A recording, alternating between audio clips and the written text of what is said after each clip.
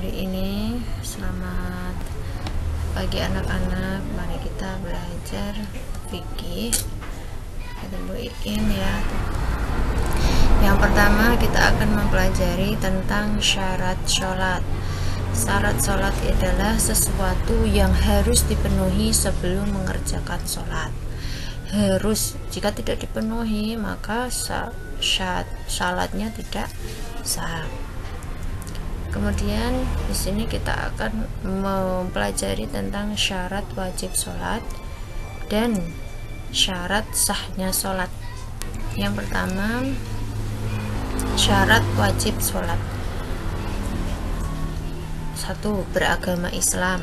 Jadi jika anak-anak beragama Islam, ya hukumnya wajib melaksanakan sholat. Kemudian berakal sehat. Berakal sehat ini orang yang memiliki akal sehat diwajibkan sholat, sedang bagi orang yang tidak sehat akalnya tidak diwajibkan untuk sholat. Jadi orang gila itu hukumnya tidak wajib untuk melakukan sholat. Tapi kalau dia sudah sehat lagi, tidak gila, maka dia diwajibkan untuk sholat. Kemudian dewasa. Orang dewasa atau sudah balik diwajibkan untuk melaksanakan sholat. Anak-anak belum diwajibkan sholat, namun perlu belajar sholat supaya sholat menjadi kebiasaan. Ketika sudah dewasa nanti, sholat menjadi kebutuhan mereka sehari-hari. Jadi anak-anak yang sudah berumur 8 tahun itu diwajibkan untuk sholat.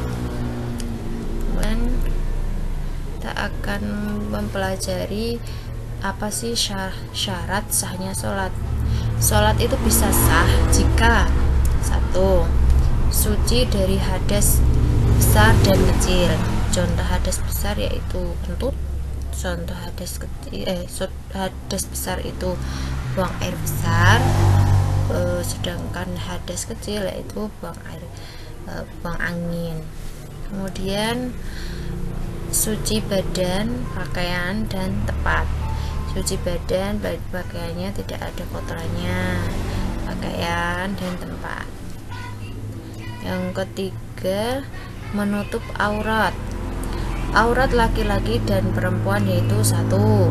Aurat laki-laki itu antara lutut sampai pusar. Aurat perempuan itu seluruh tubuh kecuali muka dan telapak tangan dan kedua telapak tangan. Yang keempat, menghadap kiblat. Kiblat atau arah salat itu tertuju pada Ka'bah yang ada di Makkah. Yang kelima yaitu sudah masuk waktu sholat. Sholat itu ada 5 waktu dalam sehari semalam. Setiap sholat mempunyai waktu tersendiri. Yang keenam yaitu sudah mengetahui cara-cara mengetahui waktu sholat. Ini cara-cara ya, bukan waktu. Selanjutnya kita akan mempelajari rukun sholat. Rukun sholat ini ada 13. Pertama, niat. Tidak akan pernah bisa.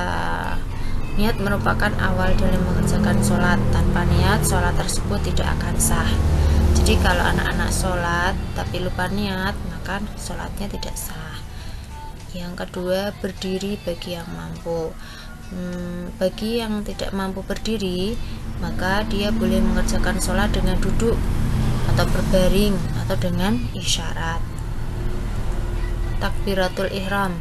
Takbiratul ihram dengan mengucapkan Allahu Akbar di awal sholat.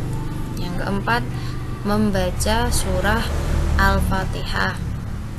Yang kelima, ruku dan tumak ninah. Yang ketujuh yaitu i'tidal dengan tumak ninah. Sujud dengan tumak ninah, i'tidal dengan tumak ninah. Selanjutnya sujud 2 kali dengan tumak ninah. Duduk di antara 2 sujud. Duduk tasyahud akhir. Membaca salawat Nabi. Mengucap salam. Dan yang terakhir adalah takbir. Sunnah sholat yaitu mengangkat kedua tangan ketika takbiratul ihram, mengangkat kedua tangan ketika ruku atau berdiri dari ruku dan berdiri dari tasyahud awal, bersedekap ketika berdiri, membaca doa kunut, membaca doa ketika duduk di antara dua sujud, membaca doa kunut, dan mengarahkan pandangan ke arah sholat. Hal yang membatalkan sholat: 1. Meninggalkan satu rukun sholat, tidak memenuhi syarat sah sholat, berbicara dengan sengaja, banyak bergerak, makan atau minum, menambah gerakan sholat, tertawa, mendahului. Semoga bermanfaat dan wassalamualaikum